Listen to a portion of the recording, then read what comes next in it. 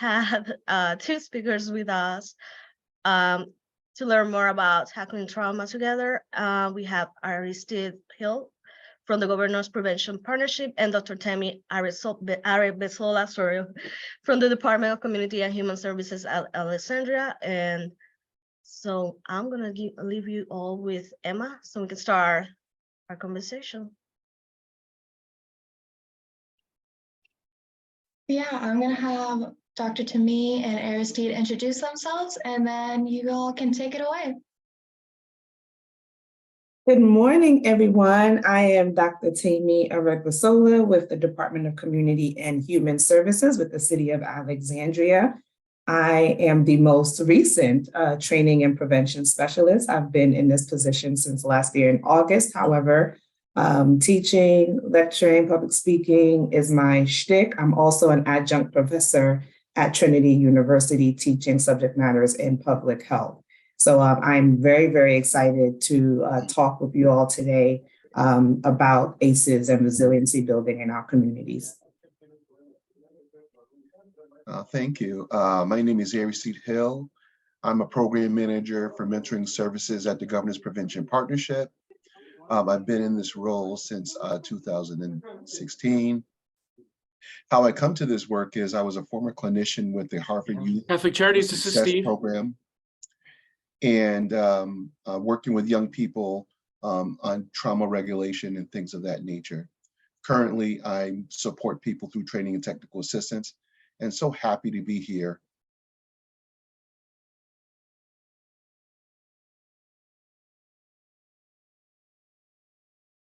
And Dr. Temi is going to start us off talking a little bit about ACEs.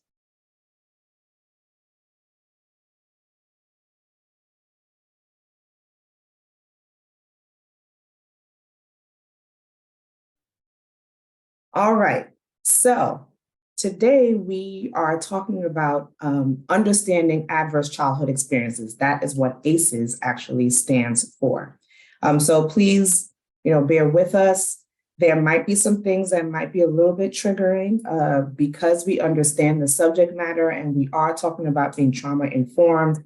We all kind of come with our own bag. So if you do ever feel like you need to remove yourself anytime we're talking about anything that might be triggering to you, please feel free. But, again, we are having these conversations so that we can, have transparent conversation around building self-healing communities. That is why we have these conversations. So I want to start by saying, what if the largest public health discovery of our time is actually all about the smallest people, the smallest of us, right? We're talking about ACEs. So we are talking about adverse childhood experiences. So we can't really talk about that unless we get into some biology. I was a bio major, undergrad, decided to, go the public health route. Afterwards, I thought I was going to be a medical doctor, but I am a doctor of philosophy instead. But I do totally understand and appreciate the power that's in the human nervous system. And before we even get into the ACE study, I just want to explain a little bit about the brain and about brain development. So the human central nervous system connects us to ourselves. As you can see in the diagram, we have the brain, the spinal cord, peripheral nerves, and then all the nerve cells that go throughout our bodies. So everything is interconnected. What I'm doing with my hands right now has everything to do with my brain, right? So the human central nervous system connects us to ourselves, to other people, and to the world around us. And the central nervous system, again, consists of the brain, the spinal cord, that integrate all of our senses and information receptors located all throughout the human body. And it regulates internal body functions and manages all that elaborate chemical and electrical signaling. Everything that we're doing right now, you're blinking, you're watching me, you're moving your head without falling over. That's all the brain and the central nervous system doing exactly what it's supposed to do. It considers the sensory input in the context of each and every second, almost instantaneously, and it determines our understanding of and response to the world that we live in. And the cells in our nervous system are called neurons. They are extremely effective at processing and transmitting information, and they have a central purpose in doing so. And honestly, all it's really doing, we are mammals at the very basis of ourselves. All it's trying to do is adapt in ways to keep us alive. That is it. Our sole purpose for our body doing everything it's doing is to keep us alive. And Dr. Martin Teacher, actually of Harvard University, reviewed and approved all of the brain and science facts in this presentation. So, again, we don't, this is a training through ACE interface. It is a separate entity from the city of Alexandria. So there is fidelity in all this. Although I have a biology background, I'm still saying things that are scientifically factual. So you can definitely find all this information in your basic biology book. So again, I love this slide. What fires together, wires together, right? Synapses, firing, transmission. That is what our nervous system is doing. Experience generates electrical and chemical signaling that activates the growth and connectedness of cells in the nervous system. So cells in the nervous system, again, are called neurons. And a typical neuron consists of a cell body, as we're looking at, one long strand called an axon, and that is actually what sends messages to other neurons. So neurons also have branched strands called dendrites. So if you notice, even internally, we have different ways that we are able to connect we have ways to have maximum connection to portray what it is our body needs to portray. We have neurons, and then off of those neurons, we have dendrites, and they also send and receive messages to other neurons. And neurons are located in our brain, in our spinal cord. From there, those long dendrites that we were talking about that we saw in that first slide, they reach throughout our entire body. So neurons are also in the walls of our internal organs. I like to use the stomach and the small intestine as example, because again, biology, any of my biology folks around here, we have something called cilia, right? They're hair-like structures that just kind of wave back and forth to make sure that it is aiding in digestion and moving things through our stomach and small intestine. They have neurons in them. In order for them to be able to know what they got to do, there needs to be transmission of signaling that, hey, we have to sway back and forth to get this food out of our bodies, right? So neurons operate as conductors of electrical and chemical information received from neighboring cells. And the impulses that they receive and transmit inform how that neuron is going to operate. So I could get heavily into the biological jargon, but I think this short 2-minute video actually describes how experience shapes the structure and functioning of human brains. So Emma, I'm going to pause mine, and if you can share that video.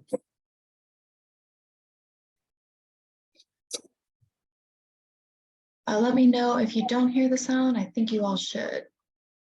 No sound. Okay. Take 2. Better? A child's experiences during the earliest years of life have a lasting impact on the architecture of the developing brain. Genes provide the basic blueprint, but experiences shape the process that determines whether a child's brain will provide a strong or weak foundation for all future learning, behavior, and health. During this important period of brain development, billions of brain cells called neurons send electrical signals to communicate with each other. These connections form circuits that become the basic foundation of brain architecture. Circuits and connections proliferate at a rapid pace and are reinforced through repeated use. Our experiences and environment dictate which circuits and connections get more use. Connections that are used more grow stronger and more permanent. Meanwhile, connections that are used less fade away through a normal process called pruning. Well-used circuits create lightning-fast pathways for neural signals to travel across regions of the brain. Simple circuits form first, providing a foundation for more complex circuits to build on later. Through this process, neurons form strong circuits and connections for emotions, motor skills, behavioral control, logic, language, and memory during the early critical period of development. With repeated use, these circuits become more efficient and connect to other areas of the brain more rapidly. While they originate in specific areas of the brain, the circuits are interconnected. You can't have one type of skill without the others to support it. Like building a house, everything is connected, and what comes first forms a foundation for all that comes later.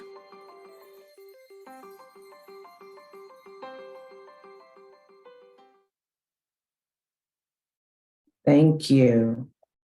What?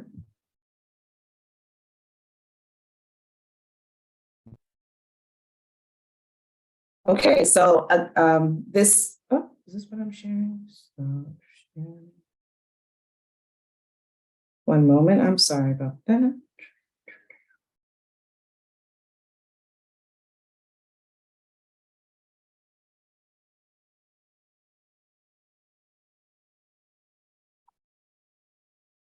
Gotta love technology. All right. Okay, so the basis of that video was our foundation, right? Shapes exactly who we are. So now let's quickly jump into the ACE study. We are going to go back a little bit talking about the brain because that's what's important when we are having conversations around ACEs. We want for you to, just really kind of grasp that this is about our brains, what we see, what comes into our world, what are our external factors that influence our behaviors. But here we have the pioneers of the ACE study, right? This is Dr. Robert Ander and Dr. Vincent Folletti. We call it ACEs, and they were looking at early adversity, increasing physical, mental behavior problems, and they were able to confirm with scientific evidence. I am big on research and having evidence. Okay, I tell my students all the time, hey, you got something that you got to say?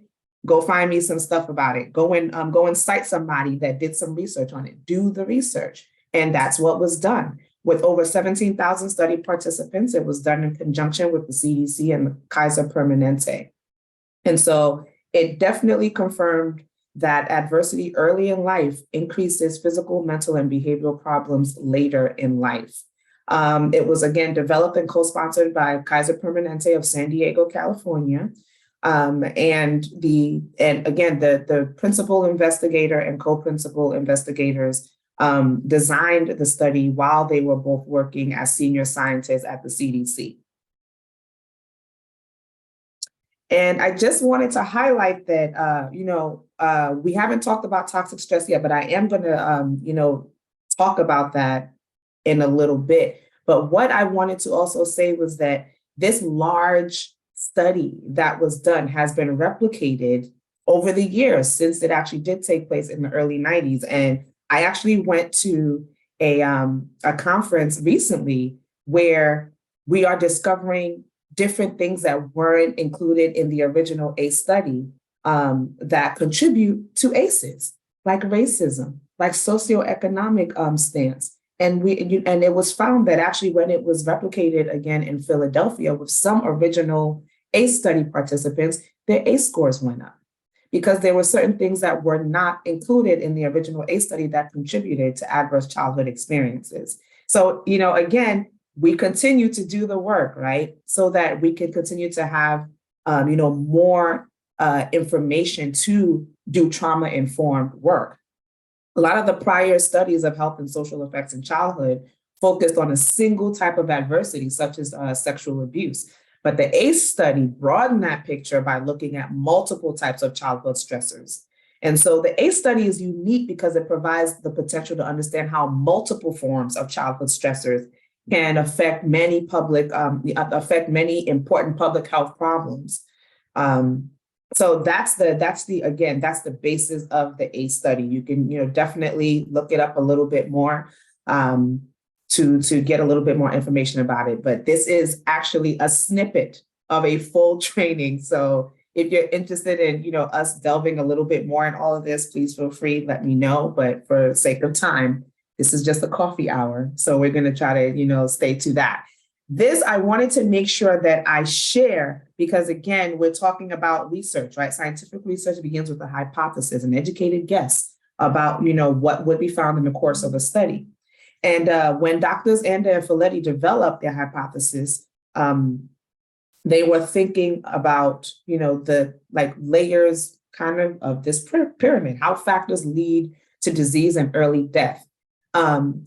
Myself, Emma, and Aristede actually kind of talked through this a little bit yesterday, and I said I couldn't wait to share this with you all because it is the perfect example, contextually about whole life perspective. We start with historical trauma and intergenerational adversity. This can, this definitely with minority populations. Again, remember things that we should take into consideration when we think about what people have been exposed to, right? Historical trauma. They're things that could happen that have nothing to do with anybody around them, but these are things that came with a burden that came with them through their history. We see this in minority populations, such as African-American populations, maybe Jewish populations, people that kind of came, have been here, that have had monumental things take place within their respective cultural group. Then adverse childhood experiences are on top of that. Because with that historical trauma, me, for example, I'm an African-American woman. My parents immigrated here from Nigeria. We, made ends meet in Bed-Stuy, Brooklyn. I also am, I saw what it looks like to have a shootout during the day. I'm talking a machine gun shooting in broad daylight and me holding my sister on her back and ducking in a car. That was my environment. I'm 40 years old and I remember that day like it happened yesterday, right? That's an adverse childhood experience that was directly related to intergenerational adversity, right? Because I was a next generation of immigrants who came here just trying to, find a way to raise children, right? And give them something better. Social, emotional, and cognitive functioning. When you have those ACEs that now present themselves that has actually, caused a problem, we start to actually see it. It starts to register as a social, emotional, or cognitive functioning or non-functioning. Then the health risk and behaviors. We might have diseases that might come about because of those social and emotional cognitive functionings. Then disease, disability, and social problems. That would be the next, right? Because if we're at risk of something and we don't address that risk, we end up with the disease or the disability or the problem. And then at the pinnacle of that, early death, which is what we are trying to avoid when we are having these conversations. We're going to go back to the brain a little bit, but I wanted to share this because I think it's very, very important. Again, contextually, it puts things in place for us to understand what these doctors were thinking when they decided to do the study. Going back very quickly to the biology, it develops from the most primitive to most advanced. These are the different parts of the brain that's in charge of all of this: the front brain, the neocortex, the limbic brain, and the brainstem. In charge of different parts, but again, it's most of our early development is concentrated in the brainstem, and this provides for life support functions like heart rate, blood pressure, controlled breathing, digestion, and other bodily functions. And this part of the brain also relays information from the spinal cord and the peripheral nerves to other parts of the brain that help us with movement and coordination and balance and muscle tone. So, again, as we grow and develop capacities for learning and memory, as well as development of chemical systems within the brain, actually help us to respond to danger and and all this is shaped by experience. Synaptic density, again, we talked about that a little bit in the video. I love talking about this very briefly because as at birth, you can see all we really have to do: eat, sleep, poop, cry. Crying is how we communicate. We got to eat, we got to sleep, we got to poop, we got to pee. That is it. That's all we need to do, and bond with the person who is nurturing us. That's all we need at birth. Again, survival. The basic is that we need to survive. Whatever this baby needs to do to survive, they're going to do it.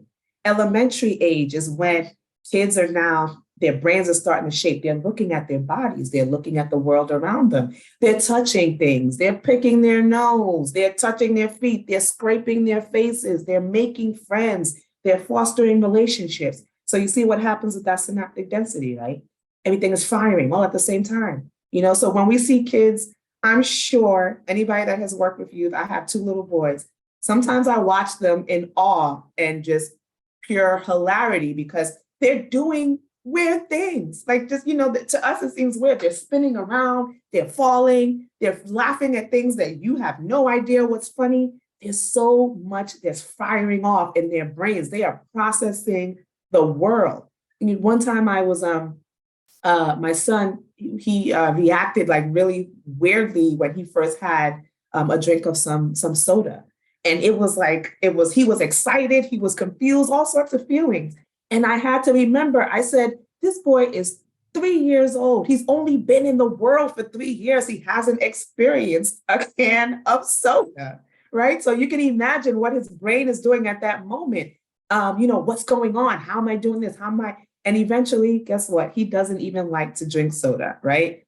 That, we talked about pruning in that video. Those synapses that they don't have any use for, it starts to dissipate at puberty. As you can see, puberty, less synapses, right? We all know we were all teenagers at a certain point. If you're not a teenager now, you were a teenager at some point. And we were some jerks at a certain point when we were teenagers because, we're too cool for school. Nobody understands us. It's only us that understands the things we're going through. Our friends are the most important. All those things that we were doing, like throwing tantrums and things like that in our elementary age, we pruned that out. We don't need that anymore, right? We've gotten better with processing our thought processes. We've gotten better with communicating. Still needs work, but at puberty, we're doing a little bit better than we were, at elementary age, right? So again, our synaptic densities shifts during all the, different times of our lives. And so when biology collides with social expectations, this is when we run into trouble. If you put a person from, this is actually what I would want you to look at. If you put a person in an environment where it's danger, it's dangerous, where, their only reaction now is to fight, flight, or freeze. They can survive in worse conditions, right? Because that's what they were placed in. Their environment was that. So they programmed themselves, their brain programmed themselves to be able to survive in those worse off conditions. Whereas a home where a child had safety, they know, they're good with people, process, possibility. They're open to the thought of great things, and they survive best conditions, but they are vulnerable in the worst. I've known plenty of people who, grew up in wonderful homes. They were great. They were not sheltered, but, they had the best that life had to offer. And then they went off to college. They went off to be in the real world with real people that weren't their family. Mind you, this person is perfect student, perfect child. They get into an environment now that's it's not toxic, but it's heavy. There's a lot going on that's very different from what they're used to. What happens to this type of person? They kind of cave in, right? They kind of now have to process, how do I function in this environment that I'm not used to? Because they've been in a safe, fun bubble where everything functioned exactly as they planned, exactly as they understand. And now you put them in another condition to try to survive in. Their brain has to reprogram themselves to be able to survive in that condition. All of our lives are unique, right? So it's really important, again, when we are thinking about ACEs, is knowing that every person is unique, and people come from different worlds. They come from worlds that, yes, may be safe, and then we have some that might be dangerous. So it's really important that, again, there's a book that's called What Happened to You by Oprah Winfrey and Dr. Bruce Perry. If you have not read it, it is a wonderful read. I have it. I've read it. I am reading it again. And, it is something that has really influenced the way I think and the way I look at people. Because, again, we are the product of our experiences in life. And I know people say this a lot, but there's biological evidence that actually supports it, right? Toxic stress in early childhood has a profound effect on brain structures and functions that develop later on in childhood. They're different for boys and girls. For example, both neglect and sexual abuse affect boys and girls, but neglect in infancy and through toddler years for boys has a large effect on the cross-brain communication, while cross-brain communication is profoundly affected in girls through sexual abuse around girls ages 7 to 10. So again, stress will, those interpretations are going to be different, right? And it's just really important to know that I like to say this for adults, and we are going to get into conversation around self-care, and pouring into yourself. I can't wait to hear Aristide's presentation, but I'm going to get the ball rolling from here. Toxic stress. So let me just explain. Cortisol is the hormone that produces or contributes to stress. We are only programmed. I'm going to blow your mind away with this, y'all. We are only programmed to be able to handle 20 minutes of a cortisol spike daily. That is it. We are not designed to be stressed out for hours, days, weeks, months. We are not, our bodies are not designed for that. Cortisol is supposed to help us figure out what we do in a dangerous situation or in a stressful situation. Are we going to fight? We're going to flight. We're going to freeze. We do not need cortisol to just be sitting all up through your body for hours, days, months. It becomes toxic.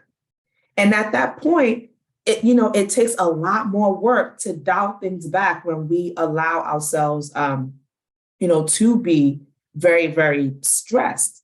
And so it's, the elaborate signaling in our brain, it's well practiced. So it literally is taking on everything that you give it, it's going to do something with it, right? It is in a fraction of a second, it determines whether information from sight, sound, touch, taste, or smell is going to come into the brain and be processed, or whether it's going to be filtered out in favor of survival. That is what cortisol is for. Please, and so this is me just again trying to pour it into us who have to pour it into other people, that we really do have to be mindful to also try to keep our own stress levels down as we try to pour into into our youth, because they also probably at some point have experienced some toxic stress, right? Again, talking biology, we have to know these things because this is how we know how to do our work, right? The amygdala and hippocampus, they are vital for relationships and become heavily affected when toxic stress exists. Panic and fear, attention, memories, social cues. Our babies can't do all of this. They can't balance it. They can't do it properly or do it well when there's toxic stress that exists. So, this is the biology of what it is. This I wanted to share again, because we are talking about trauma-informed work. An alternative high school principal. I love this. Take a picture of it, screenshot it, something. Don't tell anybody. I said you can do that, but I like for people to kind of put this in their back pocket, right? Because it was a perfect way of looking at how to rationally deal with big emotions, right? Our babies, us, we have big emotions. Can you imagine our kids? Like, we know how to communicate and process them. Our youth, not so much. Right. So this is a perfect way to kind of help you inform and work with your youth. You see, there's a big thing that's presenting. They got some big emotions. If it looks like they're ready to talk, you tell them, OK, we're on green. Let's go. We're ready. If you're watching and they're not listening to anyone, you can't seem to reach them with anything that you're saying, we're on yellow. Let's pump our brakes a little bit. Let's wait an hour. Maybe let's wait, let's wait whatever amount of time that we have to. Red, we're not talking about it right now. We're not talking about it at all. We're not even going to sniff at it. We're going to wait a day. We might have to wait 2 days, right? So just kind of, I really love this because, again, it does speak to us as professionals being trauma informed. And, anything that anybody shares with us, we're always glad to, share it. Again, we're not going to look at ACEs as, trying to calculate it, but I just want to say that ACEs are common, right? They are common. I'm sure most of us here have seen something here that has a percentage next to it. I'm sure that we all have, like we've all neglect in some way, shape, or form. Mommy didn't talk to you for a few days, or, you didn't get to do something that you normally like to do. You might have, physically If you got spanked, if you've seen parental or a separation or divorce, or somebody in your family has a substance abuse issue, again, there's so many ways that we could have all been exposed to an adverse childhood experience. Again, this is just to show, that they are not as uncommon as we believe. And again, this is just us looking at ACE scores and health problems. The higher the ACE score, the higher your health problems. People who reported higher ACE scores were more likely to have health and social problems. Again, and this is called a dose-response relationship. The more gas you put in your car, the more miles you drive. In this case, when there's a higher dose of adverse childhood experiences, the higher the percentage of people with health problems.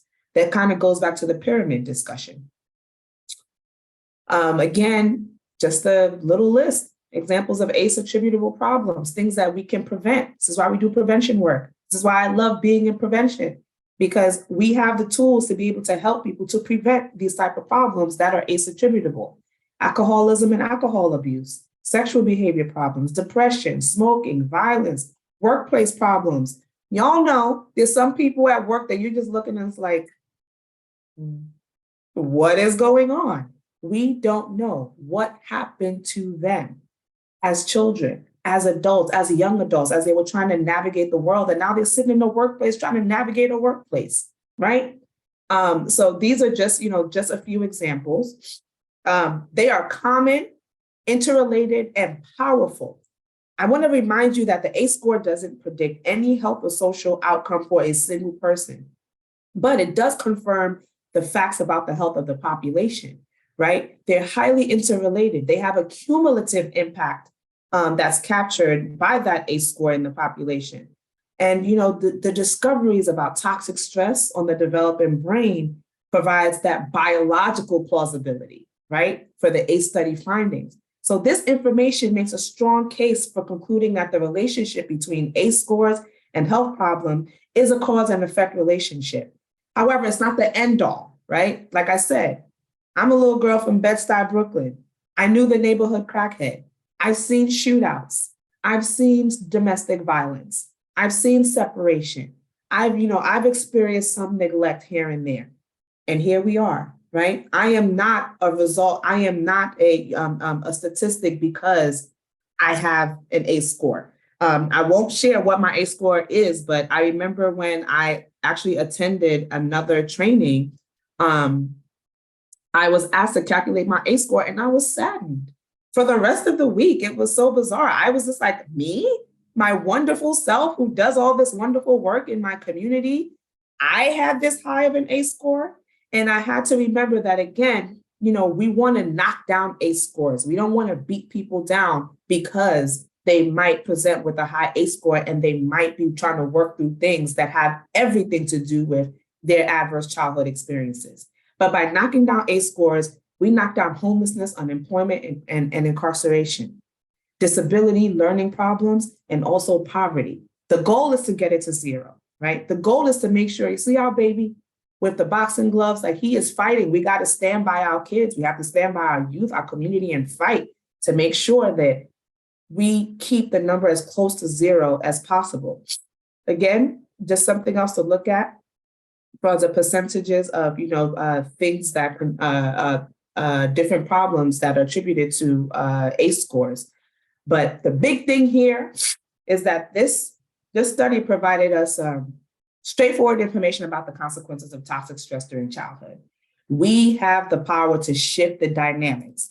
Many people, after, and I know how it is, we go to all these trainings, seminars, webinars, and then the question becomes, now what, right? How do we make these changes? What we have to do is make sure that we are expanding on making sure we're doing our part to build self-healing communities. Have these talks about self-awareness, have these talks about mindfulness, have these talks about self-care and taking care of oneself. The scientific research gives us the powerful information that we can use every day to improve health, safety, prosperity, and longevity.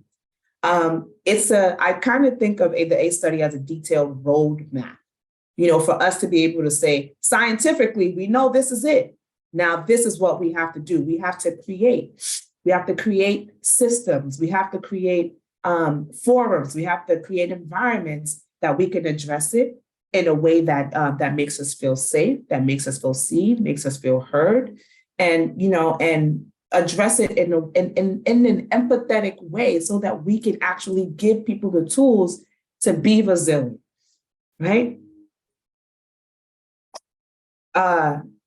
Change is up to us. There's a predictable pattern to transformative change. It begins with discovery and communication, which leads to people then clarifying their values and thinking. So with new knowledge, new habits of thinking, people change. They change their actions and that they take in everyday life. And those collective action of people shape a new reality that's ratified in the organization and policy change, which is why I'm saying, I say this all the time, I teach, I have a selfish reason why. I would like to do ratchet things when I am 70 years old. And I would also like for my 9-year-old and my 5-year-old to be growing up in a world that is safe for them, that is healthy for them. And, that's why I talk to folks, because I'm just like, hey, I might not make it to be able to write some policy, but maybe one of you are. That's going to continue to improve, our world and make it a better place for, the next generations coming up. Change is up to us. It's shaped by our thoughts, our conversations, the way we relate with one another in relationships and families and in communities. It is up to us. So I'm never going to stop having these conversations with everybody and anybody, because when we're able to actually get together and make those changes, it is absolutely, awesome what it is that we can do collectively. So, again, let's keep in mind that we want to stay at 0. Our goal is having our babies be at 0. Our goal is to keep our stress levels down so that we can pour into other people and help to take care of them. And again, ACEs it does not determine your destiny. Your ACE score does not determine your destiny. You do. Let's surround ourselves with positivity so that we can let positivity in, so that we can let positivity out. And on that note, thank you all so much for listening. If you'd like, I will put a link in the chat, but this is, if you'd like to scan this and just let us know how you felt about at least this little talk. This is not the full one, but we always appreciate feedback. And again, thank you all so much for having me. And Emma, thank you for having me during this coffee hour. So I'll go ahead and share. And you all are about to be blown away because Aristede is now gonna, go into really talking about tackling trauma and pouring into ourselves and doing self-care. I'm all about it, so I'm ready, Aristede. All right, thank you so much. Excellent presentation and a really great example of how the body and the brain works together and what are some of the behaviors from toxic stress that we see in the young people that we serve. It's so important that amygdala, hippocampus, and prefrontal cortex, they all supposed to work together on really good situations. But when there's toxic stress involved, that amygdala acts as an alarm. That hippocampus doesn't bring back memories on how to deal with those things correctly. And the prefrontal cortex, which is the main computer, doesn't know how to make good decisions. And we might see those things when we're dealing with young people. So thank you so much for bringing that to life. I hope everyone got a really good visual about that. And the ACEs, if you haven't done that, it'll be a good thing for you to do as well. So again, thank you for that presentation.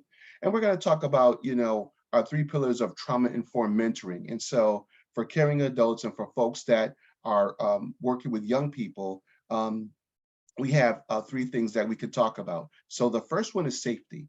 Trauma can affect a child's sense of safety and attachment. So in order for recovery to take place, adults must provide a child with a sense of safety. In particular, it's important to remember to be reliable, available, predictable, and honest. The last things a young person needs from an adult that is trying to sow into their lives is somebody that is not going to be safe for them. So it's something for us to remember. And then connections. Some children have experienced trauma, may associate adults with negative emotions. Just think about that. If they don't feel safe at home, if things in their neighborhood are going awry, they might not feel that adults can protect them. And that is where we come in using the 3 pillars. In order for recovery to take place, it's important that mentors display positive emotional responses toward the child. This might be difficult because of their challenging behaviors. However, even if child is displaying challenging behavior, it is important to try not to respond harshly and know our own limits when we're dealing with young people, okay? And then managing emotions, which is something that, Dr. Temi was just talking about. Often children have experienced trauma, have trouble managing their emotions. With all that toxic stress, for those that are the survivors or going through traumatic events, it's not inconceivable that they would have challenges managing their emotions in the classroom, with their families. So one of the most important skills as a non-parental adult, a caring adult, is to teach a child to learn to calm him or herself down when they get upset. Teaching child how to label their feelings so they can process their own experiences is a great skill to have. And so that is just one of the 3 pillars of trauma-informed mentoring. And so hopefully you can take a screenshot of this. So when we're working with young people, we can better help them come along. The next slide, please. So now we're coming to the point where, all of this great work that we do with young people, right? And what can be the cost of that if we're not careful? And so on the screen, we have compassion fatigue equals vicarious trauma plus burnout. And what that simply means is that compassion fatigue, deep physical and mental exhaustion, when you're unable to refuel or regenerate, that leads to reduced ability to feel compassion and empathy. And Dr. Temi and I and Dr. Hawk was talking yesterday about, when I was young in my career, as working in youth development work, my entire career has been youth development. I didn't have the skills to be able to work with young people, hearing those stories and taking them on myself and imagining myself in their footsteps. It was really tough on me until I got the tools to do that. I'm a polished person now because I teach, these things, and I've gotten those skills. It's really, really a different story for me. So vicarious trauma is the inability to rid oneself of images experienced from witnessing or hearing about trauma experienced by others. As mentors and caring adults, we open our hearts to people we serve, right? We express empathy, we do those things. And when you do that, you're opening up yourself to take on that which you can have challenges with later. And we're going to talk about, ways to refuel and recharge yourself in a moment. And then it can lead to what we call burnout, which is a physical and emotional exhaustion due to prolonged stress and frustration, leading to inability to cope with work demands, feeling powerless, or to achieve goals. Have you ever worked with that one coworker, right, that, just didn't have enough gas in the tank at the end of the day to give anymore? They're negative, right? They start to blame victims, right? The young people that we work with start to blame them for the reason why they're in trouble or they're experiencing, challenges. That could be a sign of burnout, and that's something that we definitely want to be able to recognize. And so we can go to the next slide. So really quickly, this is an excellent slide, and I think we'll be providing this to everybody, right, that has logged on today. So, you can write down 3 signals that you notice about yourself in each zone. So we have green, yellow, and red. Of course, red is the danger zone. Green is go with care. So I'll start with the danger zone. If you find yourself not wanting to go to work or blaming others, right, for those things, you could be in the danger zone. You could be experiencing some serious burnout. And so that's something you want to take note of, and talk to people about. And with caution, when you find yourself, not as enthusiastic about those things that you used to care about. If you run a group or something, you used to look forward to that, but now you're like, you could give it or you could take it. That's another thing that you want to write down those signals that you're noticing about your body. Remember, the brain and the body works together, right? You can feel those things, right? And so you want to write those things down and then go with care. Those are the green things. Those are things that, with a little redirection, right? You can tell that you're about to, feel stressed out, about working with young people. And so you want to be able to write those signals down and identify those as soon as possible. The next screen. So this is a really great quote. It's not the load that breaks you down, it's the way you carry it. And so getting those skills, right? Sewing into yourself and making sure that you understand that you need to come to approaching working with young people with those challenging behaviors, right? And hear those horrific things that they've gone through by having some ways to cope with those things, all right? And so our next slide is 6 areas of self-care. Self-care is a time you just dedicate to you with intention, boosting, nourishing your mental, emotional, and physical health. So this is a really great illustration of physical, psychological, emotional, spiritual, personal, and professional ways that you can kind of express some self-care. And so if you want to take a screenshot about that, there's some things I'd just like to go. For physical, get 6 to 8 hours of sleep. So important to do that. We all know the benefits of sleep on our brain and our body. It's very nourishing, but that's something we all can do. Psychological, write in a journal. People love journaling. Get that stuff out, right? Emotional, take deep breaths. We talk about breath work, right, in this work that we do.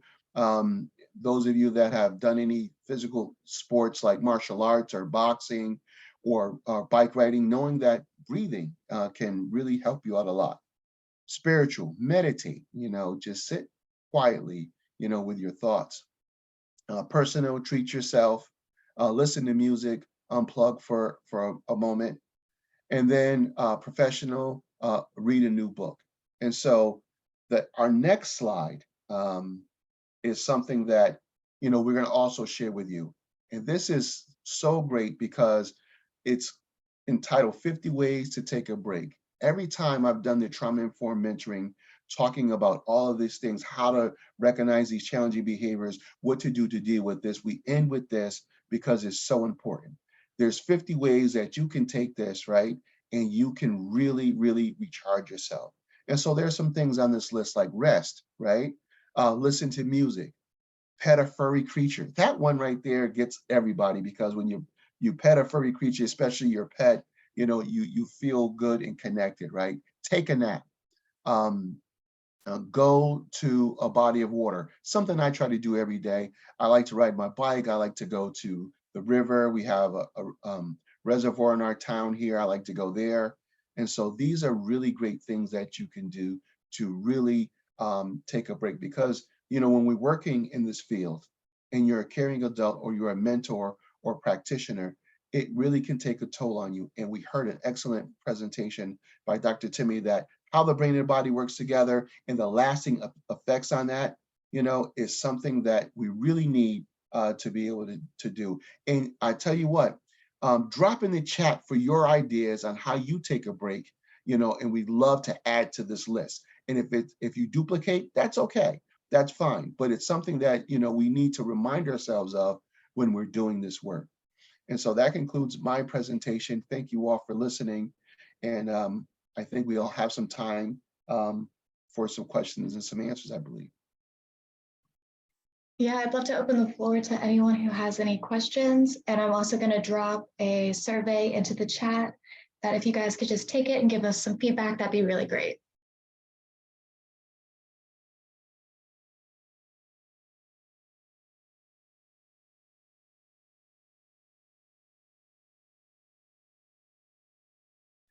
I definitely would like to hear some takeaways on the ACEs presentation. And if you've heard of it before, if you haven't, I'd like to hear that as well, because it was awesome.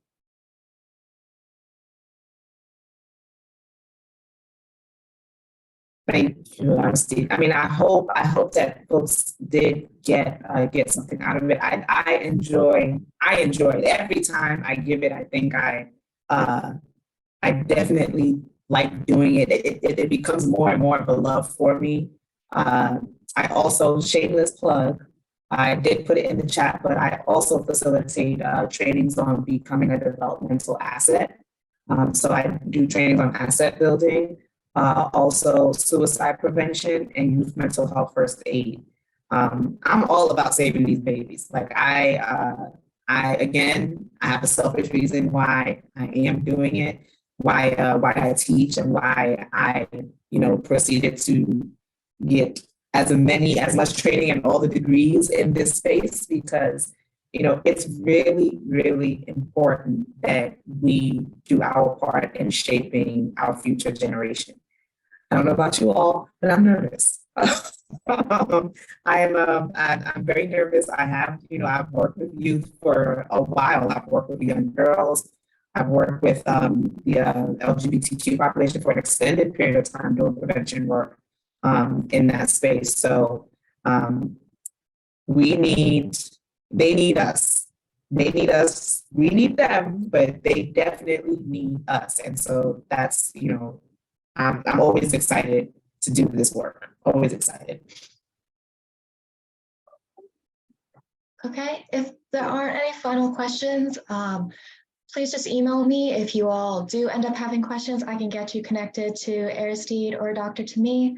I can also get you all connected to either of their trainings that they have going on. And I just wanted to also shamelessly plug that next month, we're going to be hosting another coffee hour in which we're going to be talking about protecting trans youth and how you can incorporate some of that into your mentoring programs. So thank you all for joining us today, and I'll be emailing soon with some follow-up. Take care, everybody.